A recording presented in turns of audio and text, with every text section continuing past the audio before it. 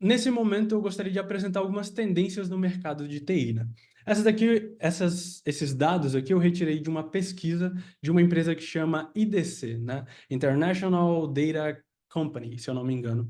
É uma das maiores empresas quando se pensa em pesquisa de mercado voltado para a área de dados, tá? Eles fizeram essa pesquisa aqui em 2024 com 800 empresas americanas da área de TI. E esse foi o resultado. Basicamente, resumindo, o que eles conseguiram nessa pesquisa é que os projetos com IA estão sugando todos os investimentos de outros projetos que não possuem IA, certo? Mesmo de outras áreas de dados. Deixa eu só admitir aqui. Mesmo de outras áreas de dados, certo? Então, os projetos com IA estão sugando esses investimentos, e como a gente pode ver, boa parte dessas empresas estão demitindo pessoas em empregos que eles julgam desnecessários para contratar pessoas que trabalham, que tenham conhecimento em IA, principalmente IA generativo, certo? Então, aqui eu só fiz a tradução aqui, né? Nessa pesquisa, eles falam que as empresas dos Estados Unidos anunciaram planos para cortar quase 300 mil empregos, né? Em 2024, no primeiro trimestre de 2024. E substituir essas pessoas e pegar o dinheiro e investir em projetos de IA e contratar pessoas que saibam que tenham conhecimento em IA. Então a gente sempre pensa muito, sempre tem aquela discussão, né?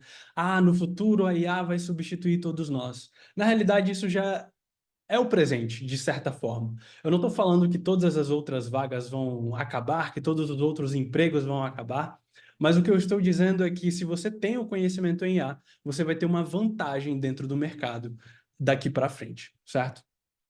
E com isso, com esse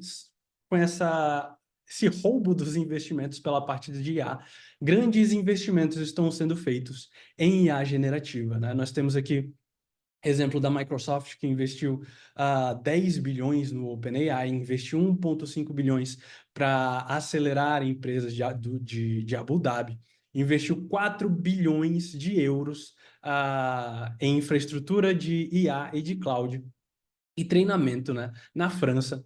Temos o Google também investindo 300 milhões de dólares, né? Em startups, né? Na Anthropic, no caso, que já hoje é bem conhecida. Então, todas essas grandes empresas, elas estão apostando muito forte em IA.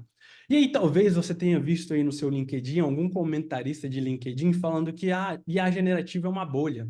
IA generativa é só o metaverso atual, é só uma moda, daqui a pouco passa e ninguém vai nem mais lembrar de IA generativa.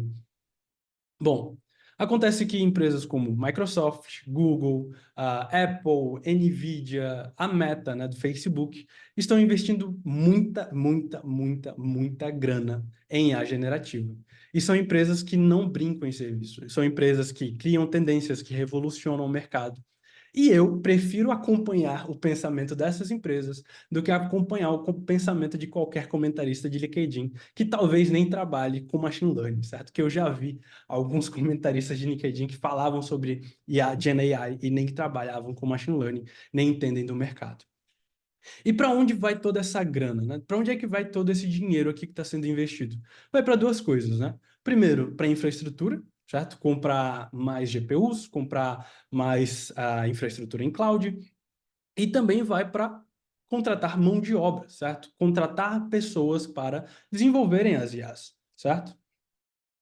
Então, o que que acontece, né? Esse dinheiro vai abrir oportunidades para as pessoas trabalharem, né? Abrir vagas e empregos para as pessoas trabalharem com IA generativa. Talvez você esteja pensando, mas essas vagas vão ser só para as empresas grandes. É Microsoft, é Apple, é Google. Isso está muito distante, isso é muito longe. Tem 1 milhão de concorrentes para entrar em cada uma dessas vagas. Então, não funciona para mim, certo?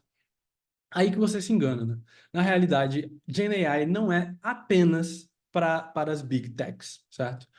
Todos os dias, todas as semanas, surgem ferramentas novas que democratizam a IA generativa, que tornam a IA generativa mais acessível, que permite que empresas menores possam acessar, trabalhar, desenvolver os modelos com IA generativa, como, por exemplo, essa ferramenta aqui que chama Anslow, que ela permite um treinamento de modelos, o fine-tuning de modelos 4 vezes mais rápido do que o normal.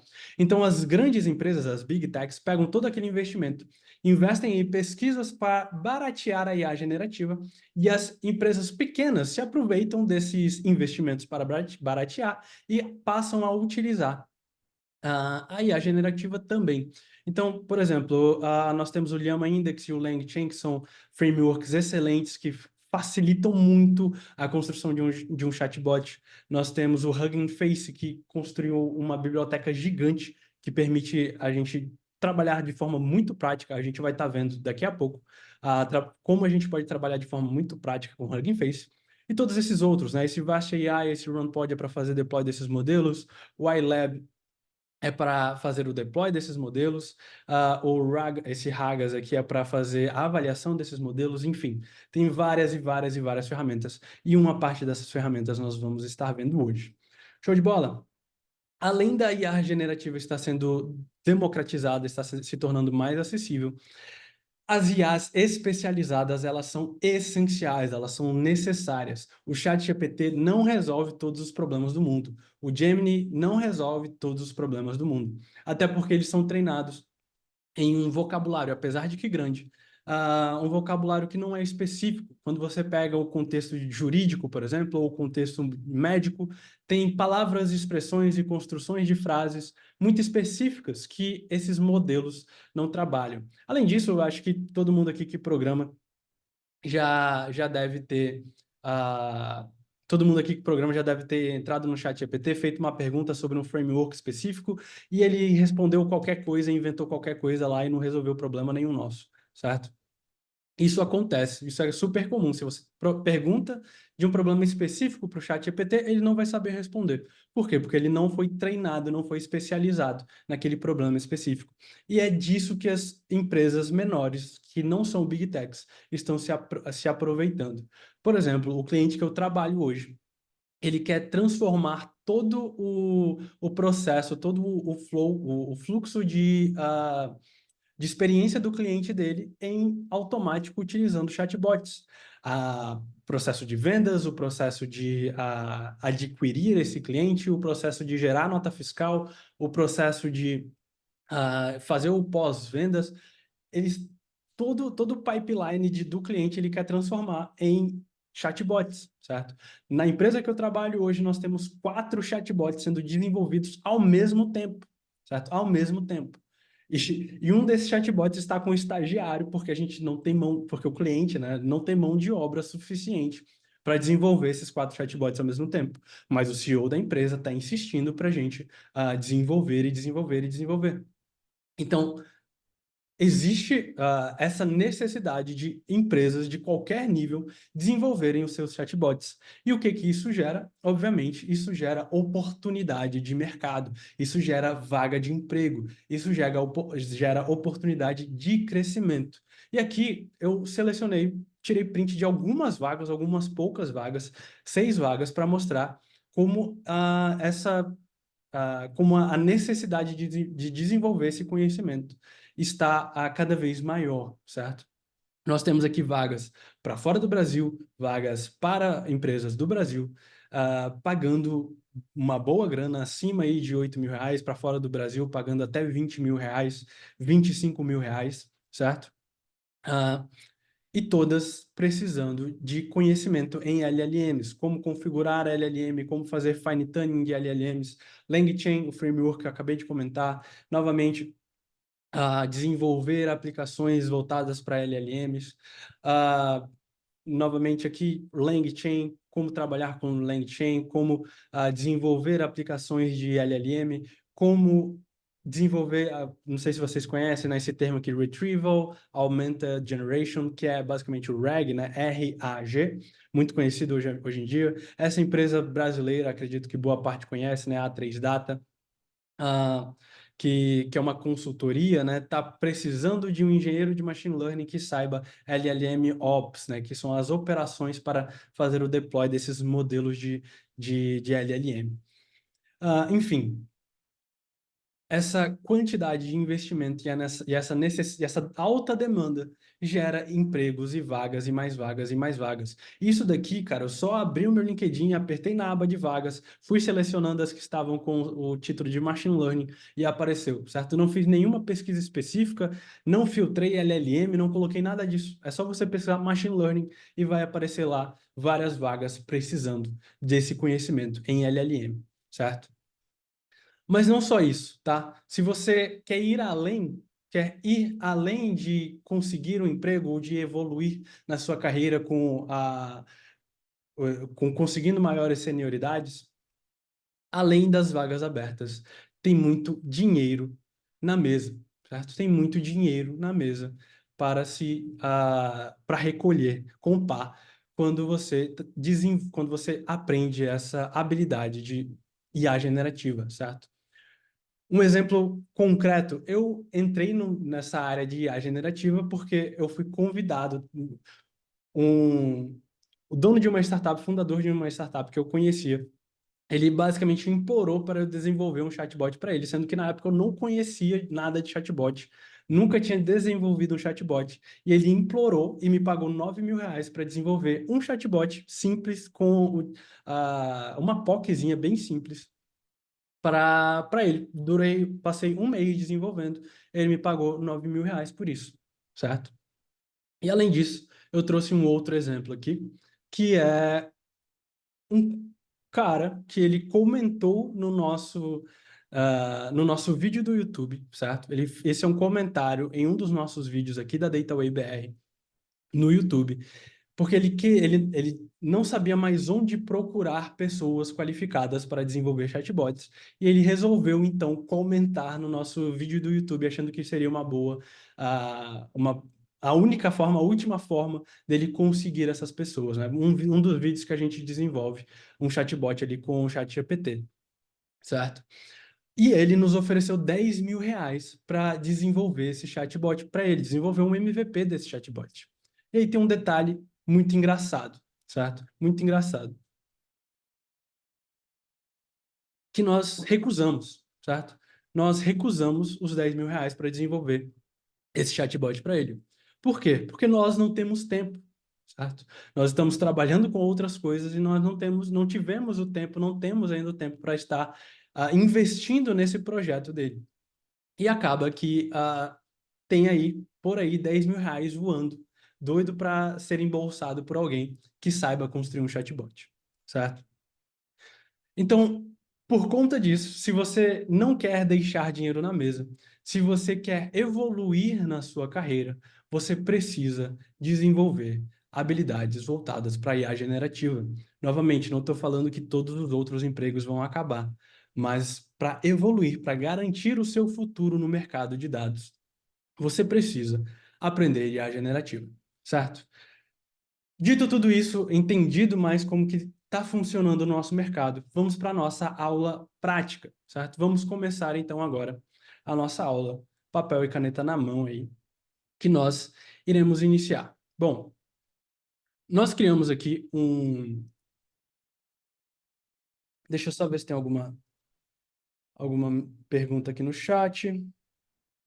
Ah, acredito que não. Beleza. Bom comentário, né? A NVIDIA se tornou hoje a maior empresa do mundo em valor de mercado. Acabou de passar a Microsoft hoje em valor de mercado, devido a essa grande demanda para construção de GPU, certo? Tem a Meta comprando GPU da NVIDIA, tem a AWS comprando GPU da NVIDIA, tem a Microsoft comprando GPU da NVIDIA, e por conta dessa alta demanda, o valuation da NVIDIA foi para o espaço, certo? Mas vamos começar aqui a nossa aula, certo? Acredito que o primeiro ponto é escolher o melhor LLM. E aí, a gente vai focar hoje, tá, em desenvolvimento com LLMs, de chatbots, né? Bom, nós temos aí, pensando em IA generativa, nós temos geração de áudio, geração de texto, geração de imagem estática, geração de vídeo. Nós vamos ver hoje aqui geração de texto, como trabalhar com geração de texto, que são as LLMs. Se você não sabe o que é uma LLM, é uma sigla para Large Language Model, ou seja, modelo de linguagem de larga escala. Por que de larga escala? Porque eles são gigantescos, eles têm centenas de milhões ou dezenas de bilhões, hoje já chegou até centenas de bilhões de parâmetros para serem treinados, certo? Se você pensa em uma rede neural clássica, né, que hoje já está fazendo essa diferenciação entre LLMs e rede neural clássica, se você pensa em uma rede neural clássica, ela vai ter aí 1 milhão de parâmetros, uma grande rede neural. 2 milhões de parâmetros, 7 milhões de parâmetros. A gente está falando aqui de 300 bilhões de parâmetros, certo? Por isso que elas são, esses Large Language Models, são modelos de linguagem de alta escala. E por isso que é tão difícil trabalhar com ela. E por isso que é necessário toda aquela pesquisa que a gente falou para democratizar, certo? Bom, e o primeiro ponto, né, a gente vai estar vendo aqui como escolher a LLM, certo? E depois como utilizar essa LLM, até chegar na parte de otimização e também um bônus final, que é como avaliar um LLM. Nós vamos ver como utilizar o Hugging Face e os seus LLMs, como carregar localmente o modelo e utilizar um LLM, como utilizar um dataset de texto, algumas técnicas de prompt engineering, algumas otimizações de LLM e um bônus final, como avaliar, como comparar duas LLMs diferentes e chegar a uma conclusão, certo? Então vamos lá. Existem 3 tipos diferentes de LLM, certo? Existe o encoder only, existe o encoder decoder e o decoder only, certo? Seria basicamente o decodificador ou encodificador. Esse conceito ele já vem das redes neurais clássicas, certo? E eles funcionam basicamente de forma similar. Eu vou abstrair como que cada uma dessas camadas aqui funciona, mas funciona de forma similar a uma rede neural clássica, tá? Bom, a arquitetura tradicional que foi criada, né? Tem um artigo que chama Attention is all you need, que a atenção é tudo que você precisa. Esse artigo científico, ele introduziu esse modelo de transformers. As LLMs, esses modelos, eles utilizam uma arquitetura que chama transformers, certo? Que são esses 3 tipos de arquitetura aqui. A arquitetura original era essa arquitetura de encoder-decoder models, certo?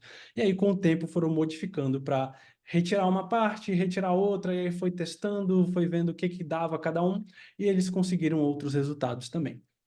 Então, na prática, o que que significa cada uma dessas arquiteturas aqui, certo? Bom, começando pelo encoder only. Eles são chamados também de autoencoder, é simplesmente um nome diferente para ele. E eles são treinados utilizando uma técnica que chama Masked Language Modeling.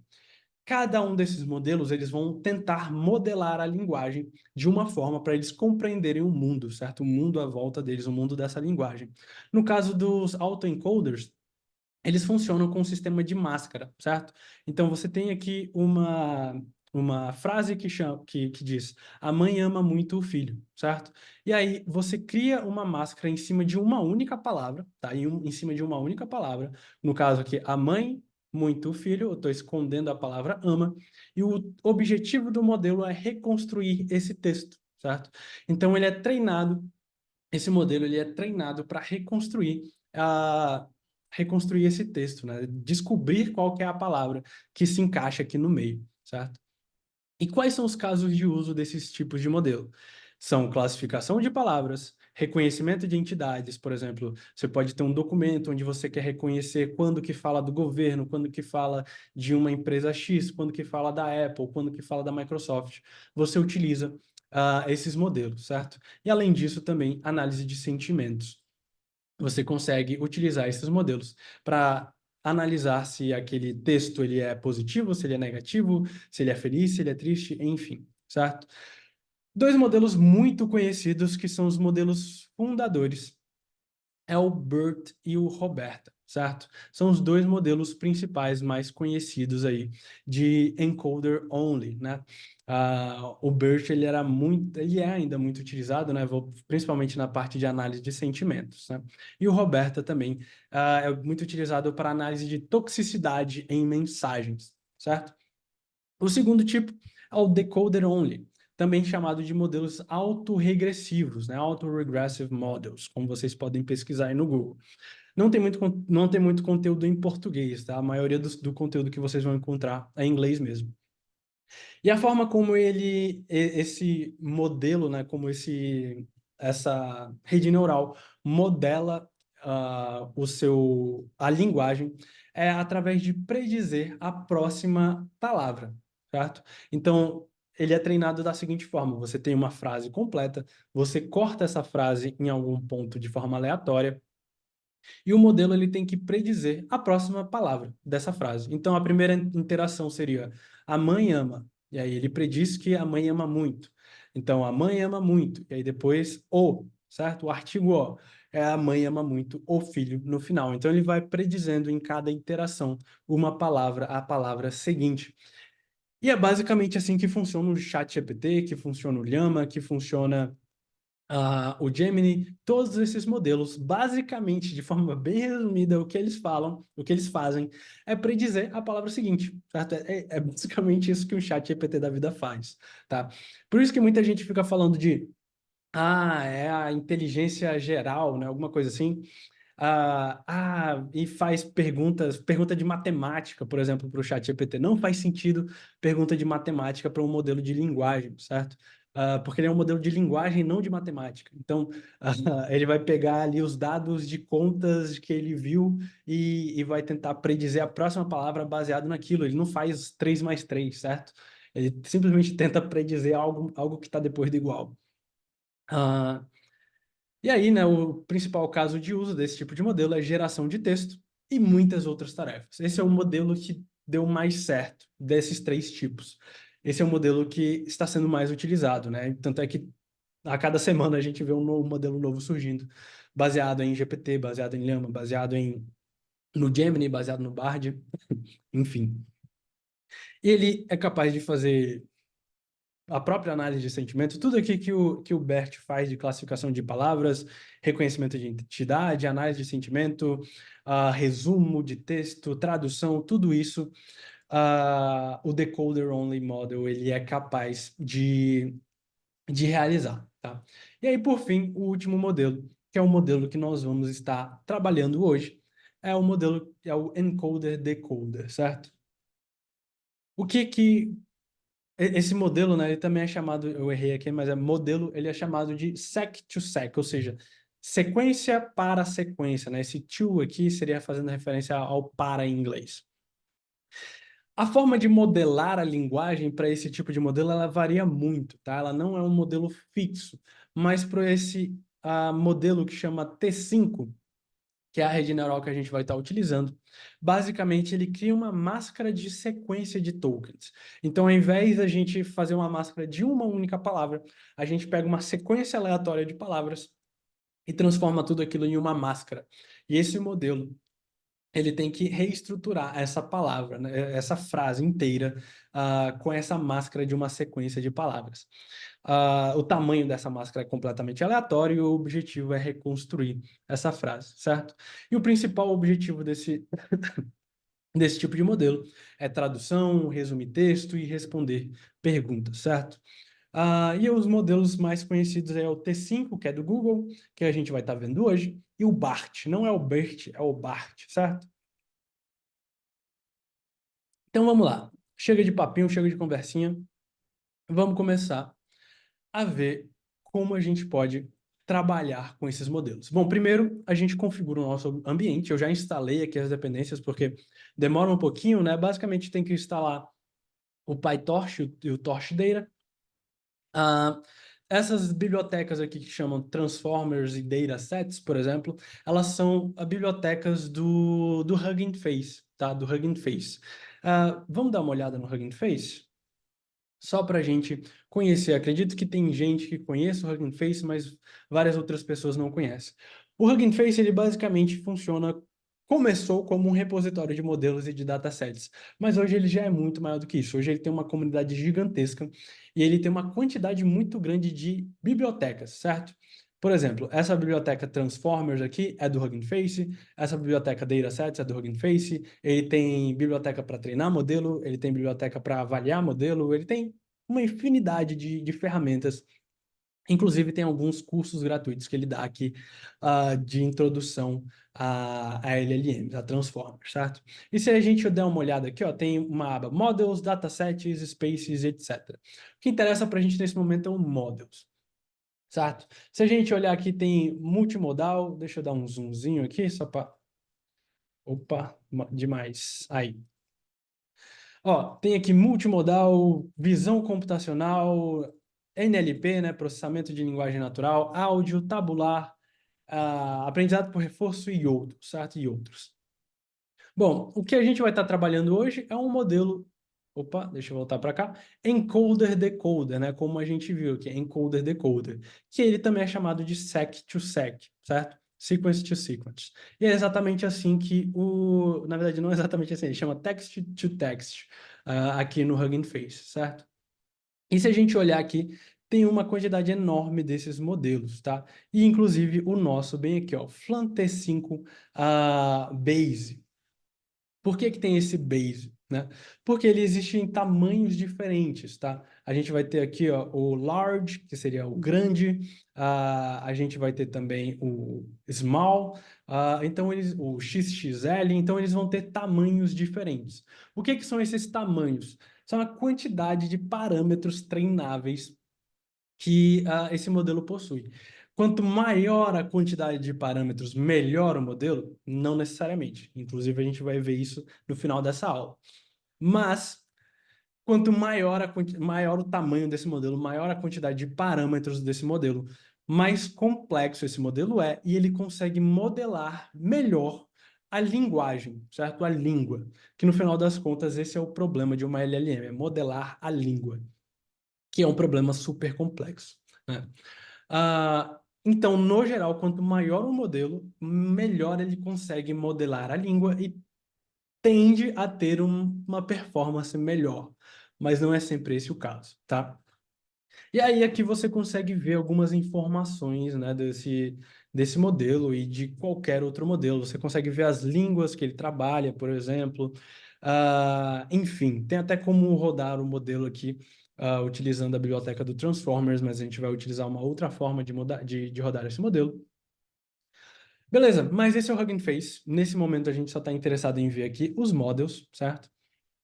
E os datasets, tá? E os datasets. Então, se a gente vier aqui em datasets, novamente tem uma infinidade de coisas aqui, tem de todos os tipos de dataset, e a gente pode vir aqui text-to-text generation, e vai ter uma infinidade de datasets que a gente pode entrar e dar uma olhada. Beleza, então esse é o Hugging Face. Em resumo, aqui eles vão ter os modelos, ele disponibiliza esses modelos para a gente baixar, certo? Esses modelos são de graça? Depende. Você consegue baixá-los de forma gratuita, mas você tem que olhar a licença do modelo. Por exemplo, você não pode utilizar o GPT 3.5, por exemplo, devido à licença que o OpenAI distribui. Não pode utilizar em um produto, certo? Como uma mercadoria. Agora, o Llama 2, Llama 3, por exemplo. A Meta permite você utilizar o Llama 2 e 3 de forma gratuita no seu produto e comercializar dentro da sua empresa, ou criar um produto, criar uma startup baseado nesse modelo. Então, você tem que olhar a licença desse modelo antes de utilizar, antes de selecioná-lo. Como é que eu olho a licença desse modelo? Bom, alguns vão ter informação aqui, certo? Alguns vão ter informação aqui no próprio Hugging Face. Alguns você vai ter que pesquisar no Google. Normalmente tem a documentação de cada um desses modelos no Google e você consegue descobrir se você pode ou não. Show? Vamos lá. Então, nós instalamos aqui as bibliotecas que a gente precisa, o Torch e o Transformers e o Datasets, e a gente vai carregar aqui, certo? From Datasets a Load Dataset, from Transformers, a gente vai precisar de três coisas. Primeiro, do modelo, certo? Isso daqui a gente vai estar... É uma classe que permite a gente importar o modelo. Do Tokenizer, que é o tokenizador, seria em português, que é que é basicamente o que ele faz, ele pega uma palavra e transforma em um token, certo? A gente vai entender melhor o que é esse token mais para frente. E o Generation Config, que é para a gente configurar, fazer a parte de otimização desse modelo. Vamos lá, carregando primeiramente os dados, certo? Eu vou rodar aqui, ele vai fazer o download desses dados. Se a gente for aqui no Hugging Face, e eu pesquisar esse nome aqui, não veio não, tá? Datasets aqui, beleza. Se a gente pesquisar esse nome que eu coloquei aqui no Hugging Face em datasets, a gente vai ver esse dataset aqui, que ele é um dataset de sumarização, de criar sumários, de resumir alguma coisa. Basicamente, esse dataset tem algumas conversas, tá vendo? Pessoa 1, pessoa 2, pessoa 2. Ele tem algumas falas, certo? E aqui tem o sumário dessas falas, um resumo dessas falas. E aqui tem um tópico, certo? Caso você queira fazer classificação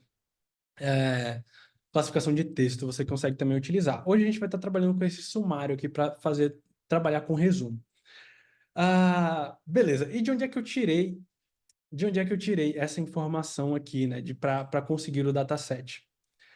Basicamente, daqui, ó, tá vendo? Ele tem esse título aqui, ele funciona bem similar a um repositório no GitHub. Você pega o repositório do GitHub lá, faz um git clone com o nome do repositório e aí o código vem pro seu computador. Funciona de forma bem similar. Você dá um copiar aqui, cola aqui, né? E aí você utiliza essa função que chama load dataset para carregar os seus dados. E aí ele vai baixar esse dataset especificamente que você selecionou, tá? E aí ele fez aqui o download, deixa eu fechar isso daqui. E aí, para a gente dar uma olhada nesse objeto, porque esse objeto ele é um pouquinho diferente, ele não é um data frame, tá? Ele é um dataset do Hugging Face. Então, ele tem algumas características diferentes, né? Primeiro, ele tem essa estrutura em um formato JSON, aqui um formato dicionário, onde ele tem dividido o dataset de treino, o dataset de validação e o dataset de teste. E aí a gente consegue acessar, por exemplo, aqui o dataset de teste, onde a gente vai ter as colunas, certo? O nome das colunas e o número de rows, o número de linhas, o número de exemplos que tem nesse dataset. E aí a gente consegue, por exemplo, pegar aqui dialog, e aí ele vai me retornar todos os diálogos e eu consigo pegar o primeiro diálogo. E aí a gente consegue manusear esse dataset dessa forma, tá? Caso você esteja com preguiça de aprender a trabalhar com esse objeto, você pode simplesmente transformar em um objeto pandas, né?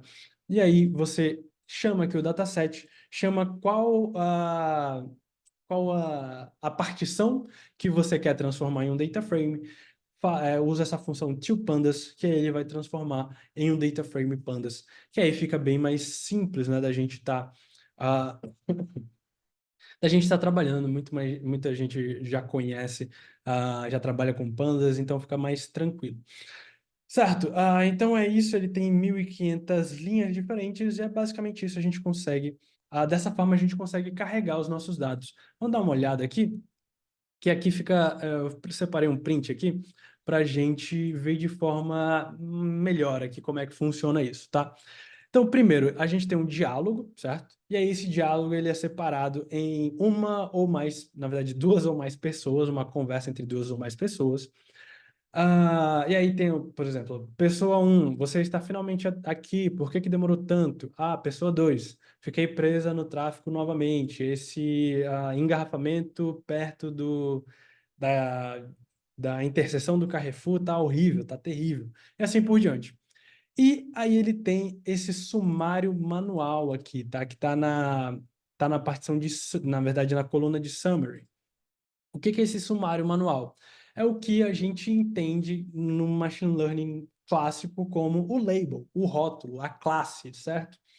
Ah, então, basicamente, esse daqui é o rótulo. Uma pessoa, um ser humano, olhou todo esse dataset e criou sumários manuais para a gente comparar entre o sumário que está sendo gerado pelo modelo e o sumário que está sendo é, que a pessoa criou de forma manual. Só lembrei de uma coisa aqui, se você tiver alguma dúvida, vai colocando no chat aqui, que no final da aula a gente vai estar respondendo as dúvidas, tá? Eu só não vou ficar parando aqui, porque senão vai acabar demorando muito tempo. Eu até preciso correr aqui. Então, aqui tem tem vários exemplos, eu selecionei 3 exemplos aqui, de como que, para mostrar como que funciona esse dataset, tá? É basicamente assim que funciona o dataset para um Large Language Model. Às vezes parece confuso, pô, como é que a gente vai treinar, como é que a gente vai avaliar esse modelo, como é que a gente vai até mesmo testar esse modelo, utilizando esse tipo de dataset nessa estrutura, beleza? Opa. E agora vamos para a parte do modelo, né? Novamente, a gente vai lá no Hugging Face, seleciona o modelo que a gente quer, copia lá o nomezinho do repositório dele aqui, certo? Cola aqui no nosso código e carrega utilizando aquela classe que eu falei lá aqui do Hugging Face, tá? Do Transformer do Hugging Face. Auto Model for SQL to SQL Large Model, Language Model, certo? E aí, from pre-trained, por que esse pre-trained? Porque a gente vai pegar um modelo que já foi treinado em um dataset muito maior, por uma empresa muito maior, que no caso esse é o Google, certo? Então vamos carregar o nosso modelo aqui. Vocês vão ver que esse aqui até que é rápido, certo? Ele vai baixar a configuração, vai baixar os tensores, vai baixar os pesos, basicamente, do modelo aqui, para a gente passar a utilizar. É assim que você carrega um modelo localmente, tá? Isso daqui você está carregando um modelo localmente. Pronto, terminou de carregar, terminou de executar, o modelo já está no ambiente aqui do Google Colab. Mas se você executar a mesma coisa no seu computador pessoal, você vai carregar esse modelo no seu computador pessoal, tá? Basicamente é isso daqui. E aí um detalhe, se você for executar isso no seu computador pessoal, fique atento ao uso de memória, tá? Aqui eu estou usando o Google Colab exatamente por conta disso, para não ter nenhum problema de memória aqui durante a live. E aqui a gente não vai utilizar nenhuma GPU, tá? Se vocês verem aqui, eu não estou utilizando o ambiente com GPU do Google Colab, eu estou utilizando o ambiente com CPU, certo? Então você não precisa utilizar a GPU para rodar esse modelo. Para treinar esse modelo, aí já é uma outra história, certo? Vamos continuar aqui. Então a gente carregou o modelo, né, aqui, ó, nessa variável que chama model. E como que a gente faz para utilizar? Como que a gente faz para rodar esse modelo? Como é que a gente pega uma frase e coloca de input nesse modelo? Coloca de input nesse modelo para ele retornar alguma coisa para a gente. Bom, primeiro ponto, vocês lembram que eu falei do tokenizer, né? E aqui que a gente entra nessa parte do tokenizer. Cada modelo vai ter o seu tokenizador, vai ter o seu tokenizer. Então a gente pega aqui, ó, auto tokenizer, que é aquela classe do Hugging Face, from pre-trained, porque é para a gente pegar do modelo pré-treinado, e a gente passa o nome do nosso modelo, que ele vai puxar o tokenizador específico daquele modelo, tá? Específico daquele modelo. Tomem cuidado. Se você estiver trabalhando com 2 modelos diferentes, você não pode utilizar o tokenizador de um no outro, tá? Porque vai dar ruim. Por que que vai dar ruim?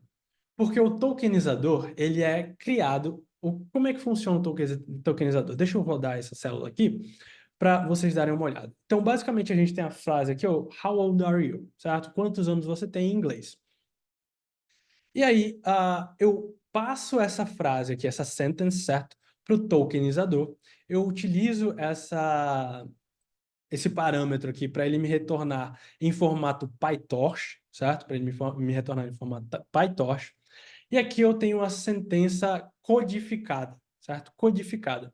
O que que é essa sentença codificada? Eu dou um print nela bem aqui, ó. A sentença codificada é essa lista de números. Por que que existe essa lista de números? Porque nenhum modelo de machine learning vai aceitar apenas palavras, certo? Apenas caracteres, apenas strings, certo? Não tem como uma string ser um input de um modelo de machine learning. Você tem que transformar isso em uma lista de números. Cada número desse daqui representa uma palavra específica, tá? E aí, quando a gente vai falar de palavra, muitas vezes a gente fala de tokens.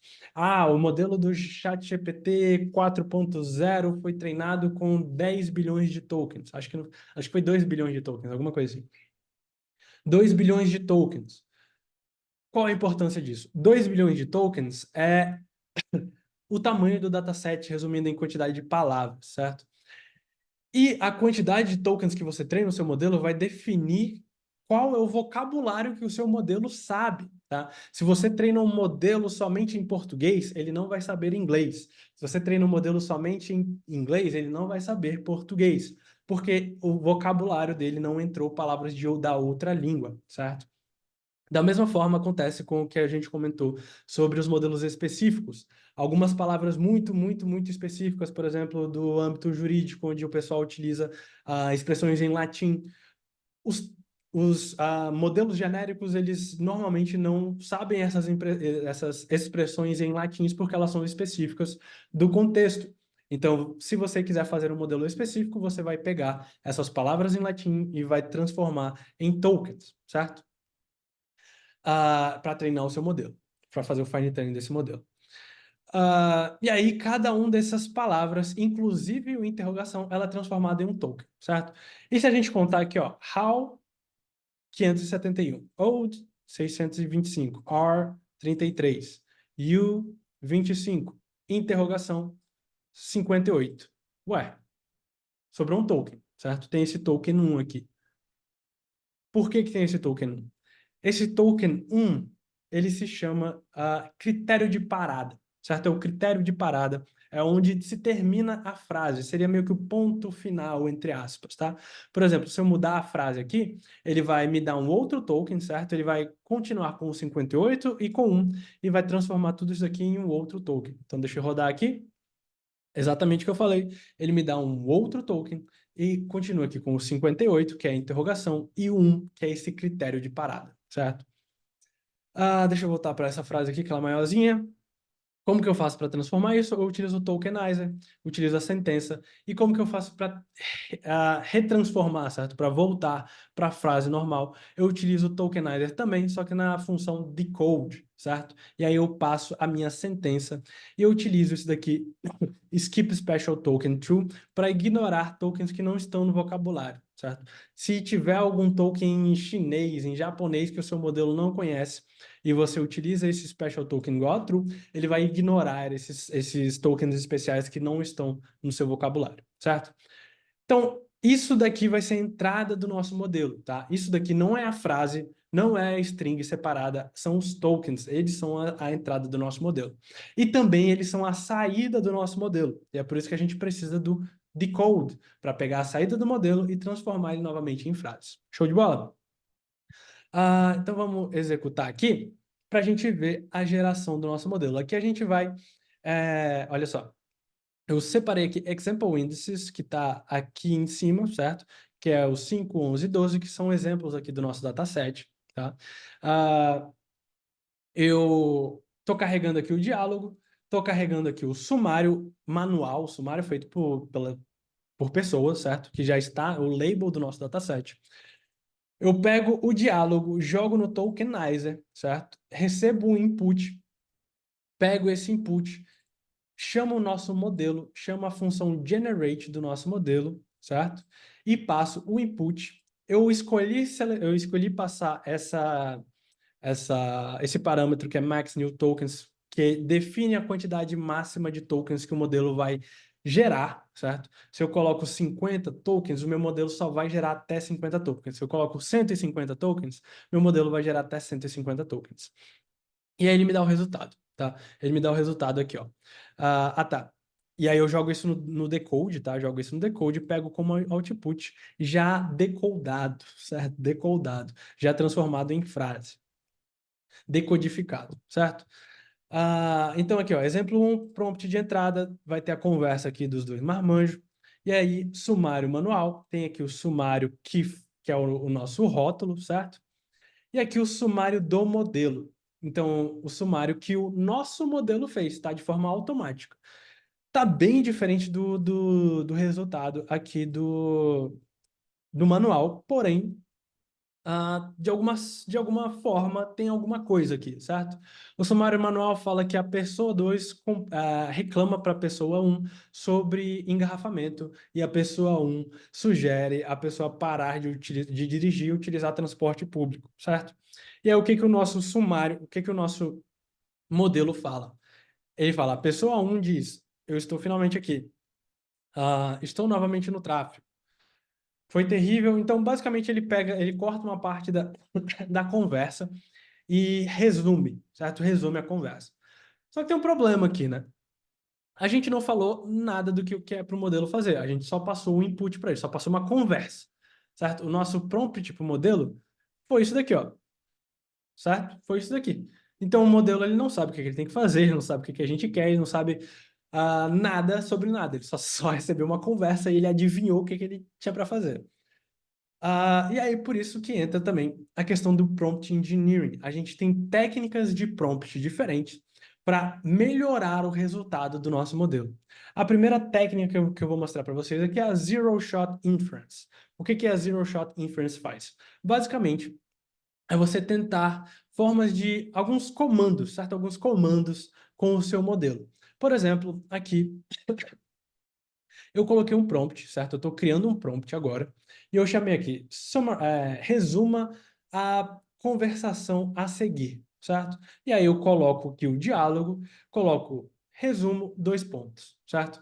E aí, a partir desse momento, o modelo sabe que ele tem que fazer um resumo, certo? Ele não está chutando qualquer coisa. Ele sabe que ele tem que fazer um resumo.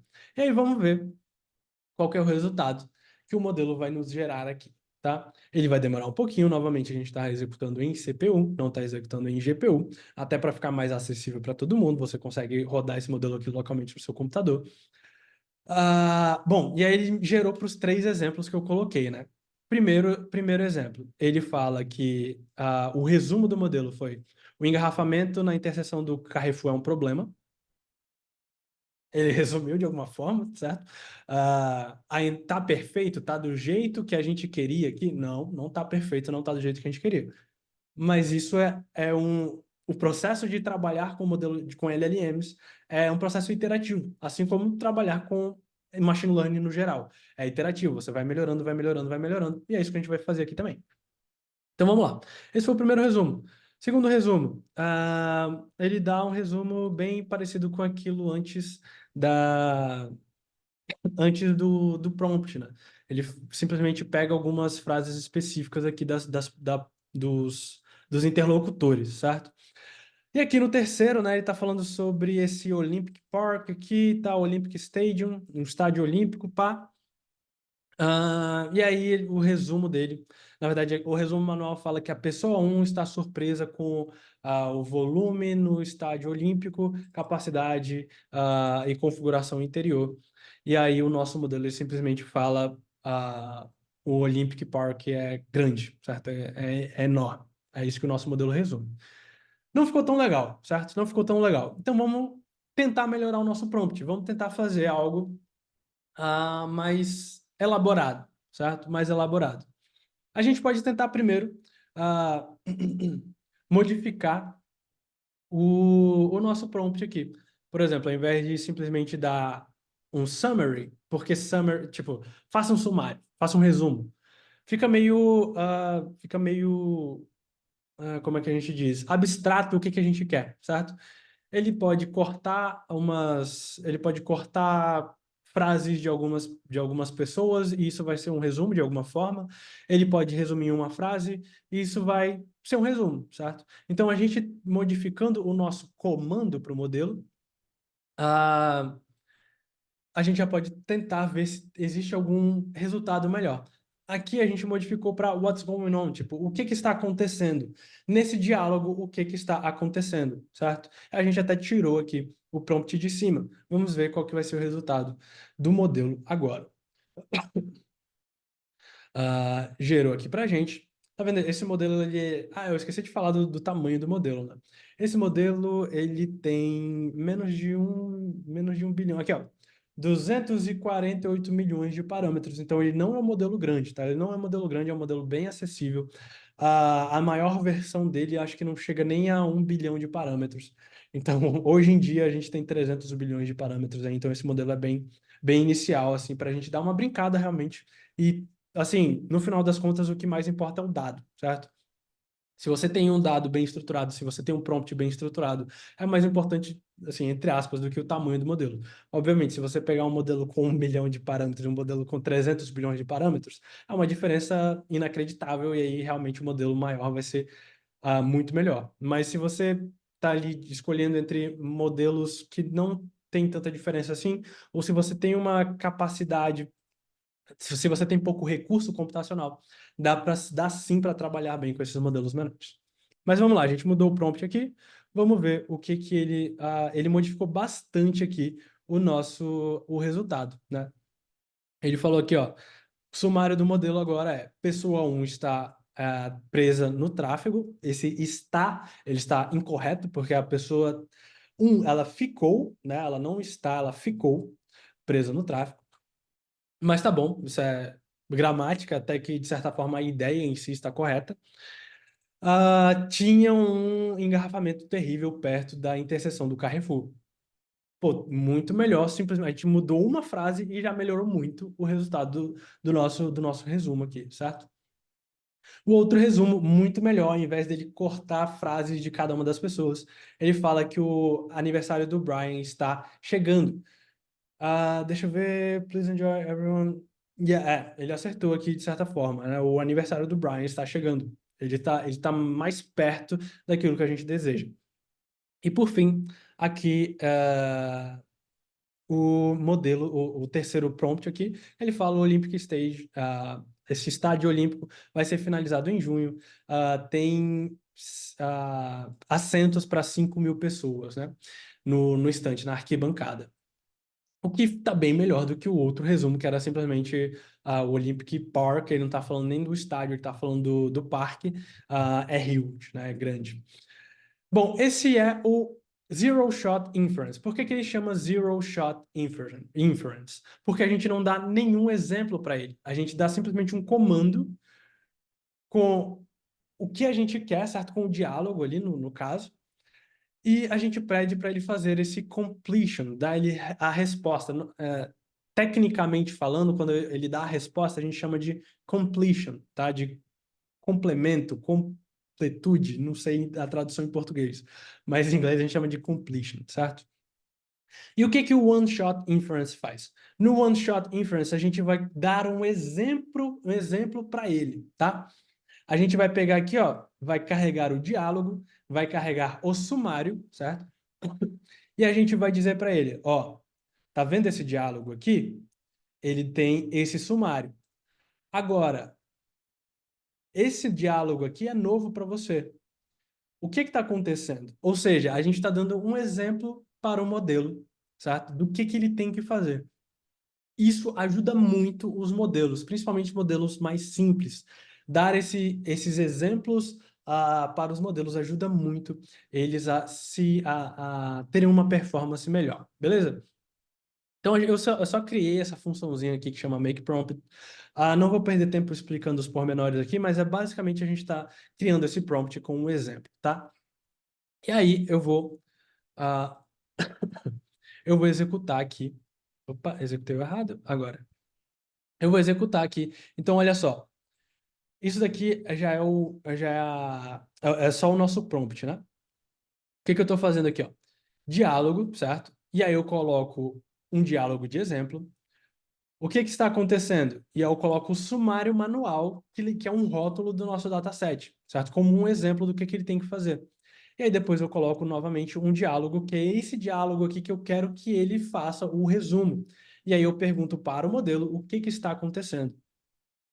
E aí eu pego esse prompt, certo? Aqui, ó, one shot prompt, que eu gerei aqui, ó, certo? Eu gerei com esse prompt, com essa função. Passo para o tokenizer como input, jogo o input no model generate, jogo o resultado do model generate no tokenizer.decode, pego o input e printo aqui para vocês verem, certo? É basicamente isso que acontece.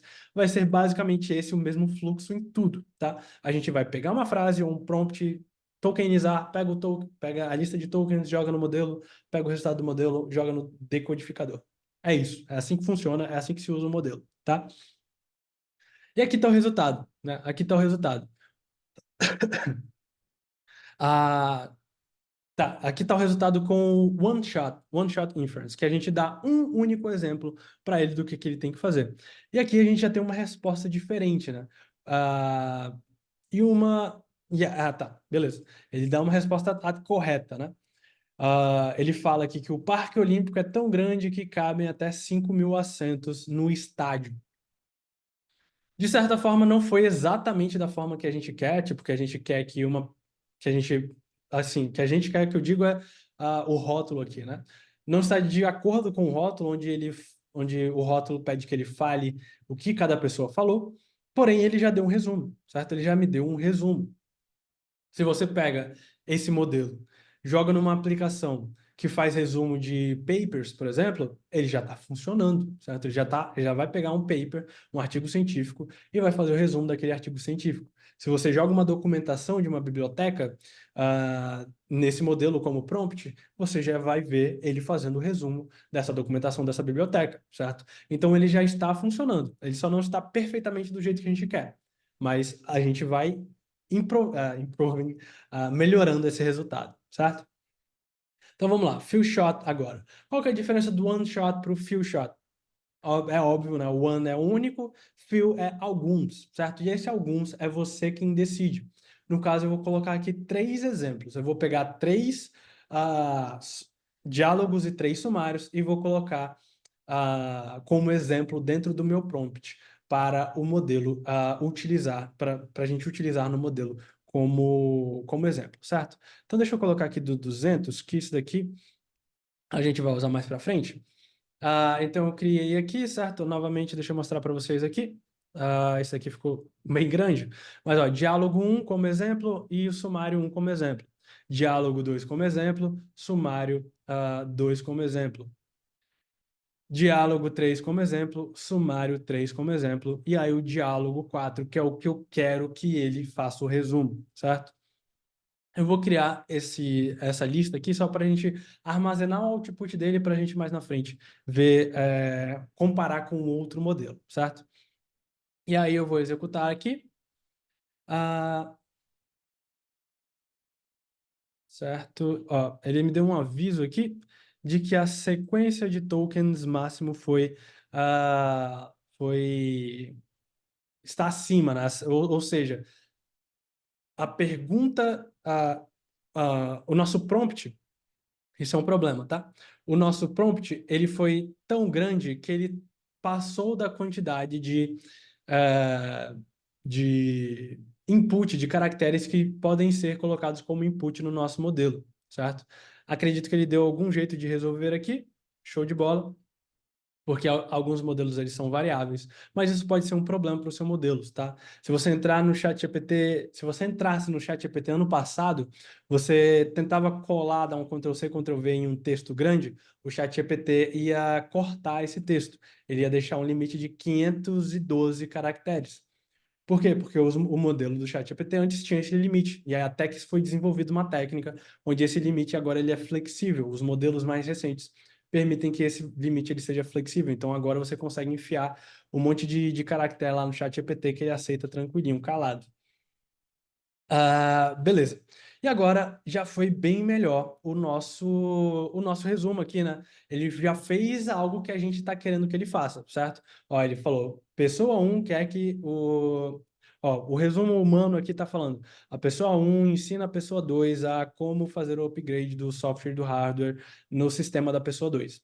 E aí aqui no nosso resumo ele está falando, a pessoa 1 quer fazer um upgrade no seu sistema, a pessoa 2 quer adicionar um programa de painting, de pintura no seu software, e a pessoa quer fazer um upgrade no seu hardware. Tá igual o nosso label? Não está, certo? Não está. Porém, já está um resultado muito melhor daquilo que a gente iniciou, certo? Muito diferente daquilo que a gente iniciou. E essas são as 3 técnicas super simples, super diretas de prompt engineering. Você tem o zero shot, que você vai testar os seus prompts diferentes. Você tem o one shot, que você vai mostrar um exemplo daquilo que você quer, enquanto você também fica modificando o seu prompt. E você tem um few shot. Depois que você tem um prompt, o prompt que eu digo é o que a gente chamou de comando, né? Esse comandinho aqui do what's going on, por exemplo. Se você vai modificando, modificando, modificando até o modelo compreender melhor aquilo que ele tem que fazer. Depois que você chegou em um resultado satisfatório, aí você vai adicionando exemplos, certo? E aí só tem que ficar atento para o limite de caracteres, dependendo do seu modelo, o limite de caracteres que ele possui, certo? Aí deixa eu só rodar em outros 2 exemplos aqui, só para a gente ter a comparação, né? Eu vou comparar com um outro modelo em sequência, e aí eu vou executar aqui para para dois casos, tá? E aí, questão de otimização. Isso daqui é muito interessante, tá? Essa parte de otimização. Como configurar, como otimizar, como melhorar o resultado utilizando alguns parâmetros, tá? Bom, primeiro parâmetro aqui é o Max New Tokens, que eu já falei que é a quantidade máxima de tokens que são gerados. Quanto menor essa quantidade, mais rápido o seu modelo vai gerar o output dele. Porém, se você coloca uma quantidade muito pequena, o output dele vai ser limitado.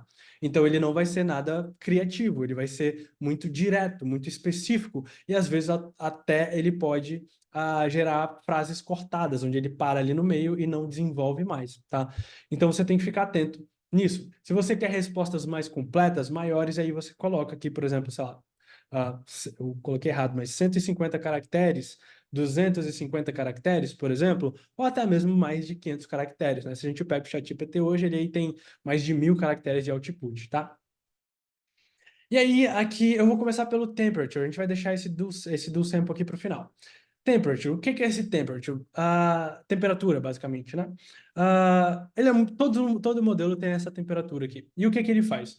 Basicamente, quanto menor a temperatura, menos criativo o seu modelo fica. Quanto maior a temperatura, mais criativo o seu modelo fica, tá? Então, se você coloca abaixo de 1, o seu modelo ele vai ser menos criativo, ele vai sempre usar as mesmas palavras, ele vai sempre utilizar as palavras mais comuns, ele não vai utilizar palavras mais retocadas, mais divertidas, ou mais polidas, certo? Ele vai sempre utilizar as palavras mais comuns. Ele não vai ter um vocabulário tão amplo. Eu acho que essa seria a definição melhor. Se você coloca para cima de 1, o seu vocabulário ele vai ser mais amplo. Seu modelo vai ficar mais criativo, ele vai utilizar, a cada iteração do seu modelo, ele vai utilizar palavras diferentes. Então, por exemplo, se eu quero o meu modelo mais criativo, eu posso colocar em 1.3, por exemplo. E aí ele vai gerar palavras diferentes, vai gerar respostas diferentes para o nosso para as respostas. E como é que isso funciona, né? Eu guardei aqui, basicamente, rapidinho, uma tabelinha. Como é que funciona o output do modelo? Basicamente, o output do modelo ele vai pegar todos os tokens, certo? Ele vai pegar todos os tokens e é, vai gerar a probabilidade daquele token ser o próximo token, ou de ser o token escolhido, certo? Então, ele vai gerar aqui um score para esse, vai gerar um score para esse, para esse, para esse, para esse, certo? Ele vai gerar uma probabilidade para cada um de qual token deve ser escolhido. Se você utiliza a temperatura baixa, abaixo de 1, a distribuição de probabilidade, do output do seu modelo, ele vai ser com pico maior, certo? A probabilidade vai estar mais concentrada em algumas palavras. Então, ele vai basicamente ter ali 2, 3 palavras que podem ser escolhidas dentro de todo o vocabulário dele. E lembrando, né, ele gera isso daqui para todo o vocabulário dele. Então, ele tem milhões de tokens, ele vai gerar a probabilidade para cada um desses tokens. Se você utiliza a temperatura mais alta, o que ele vai fazer com essa distribuição de probabilidade? Ele vai achatar essa distribuição de probabilidade. E aí você vai ter. Aí eu fiz muito achatada, né? Mas ele vai ficar mais ou menos assim, certo? Ele vai achatar essa distribuição de probabilística. E aí você vai ter uma chance maior de utilizar outras palavras que não são as mesmas palavras repetidas, tá? E aí tem um problema, tá? Tem um problema. E se eu achatar muito isso daqui, tá? Se eu fizer um negócio assim, quase uma reta, certo? Uma assintótica, e ele pegar uma palavra nada a ver, uma palavra completamente aleatória, certo? Porque aqui, eu esqueci de comentar, como é que funciona a escolha do token que ele vai colocar, certo? Como eu falei, ele vai gerar um score aqui, certo? Ele vai gerar um score para cada pessoa. E como que é feita a escolha para cada pessoa, não, para cada token. Como que é feita a escolha do token que ele vai selecionar? Funciona basicamente como uma rifa, certo? Digamos aqui que ele tem 100 rifas, tem 100 bilhetes, certo? E ele vai distribuir esses bilhetes entre os tokens, certo? E aí esse token aqui vai ficar com 10 bilhetes, esse aqui vai ficar com 60 bilhetes, esse aqui vai ficar com 20 bilhetes, e assim por diante. Ele distribuiu esses bilhetes e aí ele vai fazer o sorteio. Ele faz o sorteio de qual palavra que ele vai selecionar, certo? Ele não escolhe a palavra com maior score, certo? Ele distribui esses bilhetes, ele distribui a probabilidade e ele faz um sorteio, ele pega aleatório. Só que, obviamente, quem tem mais bilhetes tem mais chance de ser sorteado. Da mesma forma, quem tem o score maior tem mais chance de ser escolhido. Por isso que quando você pega uma distribuição mais achatada, você tem uma chance de uma quantidade maior de palavras ser selecionada, certo? E aí o que que acontece? Existe a chance, como aqui é um sorteio, existe a chance de uma palavra nada a ver, completamente nada a ver, ser selecionada. E aí o que que você faz? Você utiliza esse do sample aqui como true, certo? O que que esse do sample vai fazer? Ele vai pegar somente os top, os top, ah, os top as maiores probabilidades, certo? Ele vai pegar os maiores scores, ao invés dele pegar todos os scores, ele vai selecionar somente os que têm maiores scores, fazer um ranking, e aí ele faz o sorteio dessa rifa dentro desse ranking, certo? Então, por exemplo, você pode pegar, selecionar aí o top 10, top 20 palavras e fazer o sorteio entre essas top 20 palavras, beleza? E ó, a gente aumentou bastante, e aí tem um grande problema, né? A gente aumentou bastante aqui para 1.3 e botou 550 tokens. E o nosso modelo alucinou, certo? O nosso modelo alucinou completamente. Porque, ó, ele falou aqui de 555 seats, que na verdade não é isso, são 5.000. Ele jogou umas palavras aleatórias aqui, certo? E ele alucinou, certo? E esse é um grande problema. Os modelos, as LLMs, eles têm um grande problema de alucinação. Por isso que quando. Ele até botou um GIF aqui. Por isso que quando você pergunta alguma coisa muito específica para o chat GPT, por exemplo, ele às vezes vai gerar uma resposta aleatória que não tem nada a ver com o assunto, porque os modelos eles alucinam. Beleza? Bom, e a gente vai ver mais para frente como é que a gente melhora esse resultado, tá? Só para a gente finalizar aqui, diferentes tamanhos de modelos, certo? Eu testei quais aqui? Deixa eu só pegar. Eu testei o 200 e 210, só porque a gente está correndo sem tempo. Eu vou botar esses dois modelos. E olha só, a gente vai utilizar agora o TF5 Large, TF5 grande. Lembra que a gente estava utilizando o base, certo? A gente estava utilizando o base e não o grande. E agora a gente vai testar o grande, o modelo grande, que é... Deixa eu pegar aqui, deixa eu ver se eu consigo rápido aqui. Vai demorar, mas ele tem basicamente 500 milhões de parâmetros, se eu não me engano, certo? Ele é bem maior do que esse modelo base. E vamos ver a resposta que ele vai nos dar aqui, né? Eu vou executar, eu vou carregar ele aqui, e aí vocês vão notar que ele demora bem mais do que o nosso modelo base. O modelo base foi bem rápido, e esse daqui está bem mais devagar. Ó. A internet aqui do Google até que está rápida, aí deu uma melhorada agora. E a gente vai executar para esses dois modelos, para esses dois casos aqui e ver qual que é a resposta dele, certo? E aí, pegando a resposta do modelo grande e do modelo base, a gente vai avaliar esse modelo. Que esse é um dos maiores problemas de LLM. Como é que a gente avalia um negócio que me dá um texto, certo? Quando você trabalha com classificação, 0 e 1, 2, ou 0, 1, 2, 3, 4, 5, classes, é muito fácil. Se a classe certa era 0 e você classificou a classe 5, você errou, certo? Quando é regressão, o número certo era 5 e você predisse 2.3, existe a diferença entre 5 e 2.3, você utiliza essa diferença. Agora, como você faz isso para um texto, certo? Como é que você faz isso com um texto? É isso que a gente vai estar vendo. E aí, bom, carregou aqui, demorou alguns segundos, né? Acho que quase uns 30 segundos. Eu vou executar aquele mesma coisa, tá, pessoal? Mesma coisa, eu estou executando rápido aqui porque realmente já está passando do horário, mas funciona da mesma forma. Essa é a mágica do Hugging Face, é por isso que eu falei que que a Gen AI ela está sendo democratizada. Eu consigo utilizar vários e vários e vários modelos simplesmente com esse código. você pega esse código, Ctrl+C, Ctrl+V no seu Colab, e você consegue utilizar outros modelos, vários outros modelos. Você consegue carregar o Llama 3, se você quiser, utilizando esse mesmo código, tá? Beleza.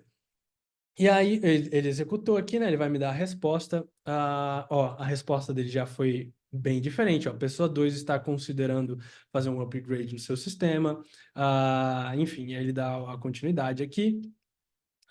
Beleza. E a gente vai entrar na avaliação de modelos, certo? Eu vou passar bem rápido aqui nessa parte de avaliação. Eu achei que eu ia ter mais tempo, mas é o seguinte. Existem várias métricas, tá? Para cada caso, você vai ter uma métrica diferente. Se você está avaliando um chatbot, quando já está o sistema, você vai ter que avaliar, por exemplo, a toxicidade, das respostas do seu modelo, você vai ter que analisar a diferença entre a resposta do seu modelo e a pergunta do seu usuário. Mas também tem ah, algumas métricas específicas, tá? E essa RUGE aqui é uma métrica específica para sumários, certo? É uma métrica muito utilizada para sumarização, para resumo, certo? Para modelos que geram resumo. E é essa que a gente vai estar utilizando. Basicamente, ela tem alguns tipos, tá? A gente vai utilizar aqui a RUGE 1, RUGE 2, RUGE L e RUGE LSUM. Qual que é a diferença? A RUGE 1, ela vai comparar palavra a palavra, que a gente chama de unigrama tecnicamente, tá? Ele vai pegar a palavra individual e comparar com as palavras individuais que foram geradas pelo modelo. Então, ó, o nosso resumo de referência e o nosso resumo gerado pelo modelo. E aí ele pega e compara exatamente as palavras ah, que foram utilizadas, certo? Então, por exemplo, o, gato e está. E aí ele calcula aqui o RUGE 1. O RUGE 2, ele pega o bigrama, ou seja, a cada duas palavras, quantas vezes o meu modelo acertou. Então, por exemplo, ele vai pegar o gato está no telhado e a resposta do modelo foi o gato está lá fora.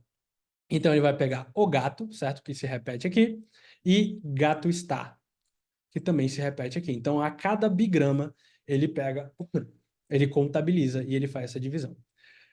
E aí tem um L. Esse L, ele vem de Longest Common Subsequence. O que que isso quer dizer? A subsequência, a maior subsequência comum. Então, o que que ele faz? Ele pega a maior sequência de palavras que se repetem no resumo de referência e no resumo gerado, certo? E aí ele pega o comprimento dessa string aqui e divide pelo número total de palavras de referência, ou seja, ele vai pegar todas essas palavras aqui e dividir pelo número total dessas palavras aqui, certo? E o LSUM, basicamente, é uma variante, né, do RUGE-L para avaliar resumos em nível de sentença, né? Essa LSUM é mais voltado para documentos no geral, tá? Então ele vai pegar múltiplas sentenças, múltiplos LCS e fazer essa avaliação dessas múltiplas LCS, certo? Beleza, feito isso, como é que a gente faz para avaliar esse nosso modelo, para saber o quão bem ou quão ruim, quão bom ou quão ruim esse nosso modelo está? Eu vou instalar aqui duas bibliotecas. A primeira biblioteca é Evaluate, que também é do Hugging Face, e essa biblioteca aqui que chama Rouge Score, que é basicamente a que a gente vai utilizar para calcular o nosso Rouge Score. Eu vou importar aqui o Evaluate, certo? Demora um pouquinho para importar, tem um monte de módulo que está carregando aqui, que vocês estão vendo, eu acho. Show. E aí eu vou mostrar aqui, né, o output do nosso modelo grande, o nosso output do nosso modelo pequeno, certo? E aí eu consigo aqui carregar a nossa métrica de avaliação. Certo? Eu carreguei aqui o RUGE. Carrego o sumário, o label, né, o rótulo, o sumário humano ali, o sumário manual, e aí eu faço primeiro, eu computo essa RUGE metric para o nosso modelo pequeno. E aí a gente tem aqui o RUGE 1, RUGE 2, RUGE L e RUGE LSUM. Então essa biblioteca já me dá todos os RUGEs que eu necessito, certo? E aí eu consigo comparar com o nosso outro modelo, com o nosso modelo longo, né, grande. E a gente pode ver que o resultado foi pior, certo? Segundo essa métrica, o resultado do nosso modelo foi pior do que o resultado do nosso modelo grande foi pior do que o do modelo pequeno, certo? E isso mostra muito como que prompt engineering pode ajudar, porque o nosso modelo grande ele foi sem nenhum prompt engineering e o nosso modelo pequeno a gente fez aquele few shot inference e a gente fez uma modificação no prompt. Certo, pessoal? Então, era essa a introdução de LLMs. É assim que, bom, você carrega os modelos, você carrega o seu dataset, você melhora a performance do modelo, você faz a otimização do modelo e você compara esses modelos, certo? Então, cara, com o que com o que a gente viu aqui, você já consegue começar a desenvolver um modelo, um LLM, e começar a desenvolver um chatbot. Você pega aquilo que nós vimos de tipos de LLMs, escolhe o seu modelo de forma apropriada. A gente acabou de ver, não necessariamente precisa ser um modelo grande. E a gente. E aí você consegue, utilizando técnicas de prompt, utilizando essas otimizações de parâmetros, você consegue criar um chatbot. Você consegue criar um chatbot. Espero ter explicado de forma não tão complicada, espero que vocês tenham entendido. Eu vi que está com bastante pergunta aqui, o código será disponibilizado, sim. Nós iremos disponibilizar o código para vocês lá no nosso grupo do WhatsApp, certo? E beleza. Bacana, bacana, bacana. Show. Então, essa é o nosso. Esse é o conteúdo da aula de hoje. Beleza. Qual que é o próximo passo, certo? O que que eu posso fazer para melhorar? Porque assim, a gente fez algumas técnicas, certo? E o nosso modelo ele performou bem, mas ele não performou ótimo. Ele não foi ótimo. O que que eu posso estar fazendo para melhorar? Quais são os próximos passos? Bom, o próximo passo você tem que definir um dataset, certo? Dataset objetivo seu, o dataset que é um objetivo seu. Por exemplo, eu quero construir um chatbot para responder perguntas. Então, você vai procurar um dataset de QA, de question and answer, de responder perguntas. Eu quero um chatbot que vai traduzir frases, então eu vou pegar um dataset de tradução, certo? Onde tem duas línguas que eu quero traduzir. Quero fazer um chatbot para ensinar inglês. Eu pego um, eu dou uma olhada ali nos tipos de chat, de modelos, pego o melhor modelo que se adequa à minha task, procuro um dataset voltado para isso e eu faço o processo de fine tuning, certo? Faço o processo de fine tuning. E utilizando o processo de fine tuning, que é basicamente você atualizar esse modelo, especializar esse modelo nos seus dados, você vai aumentar em muito a performance do modelo. Então, escolher o modelo certo, escolher o contexto certo, escolher o dado certo, fazer o processo de fine tuning. E, por fim, você precisa produtizar esse seu chatbot. Você precisa construir uma infraestrutura em volta dele, você precisa fazer o deploy desse chatbot, construir um front-end, construir um back-end, para aí sim você vai ter um produto, certo? Não é simplesmente treinar o modelo, mas para você construir realmente um produto. E essa é uma das skills mais demandadas no momento, que é de LLM Ops, certo? Que é a operacionalização, a produtização de modelo de chatbots. Você consegue construir aí sim um modelo.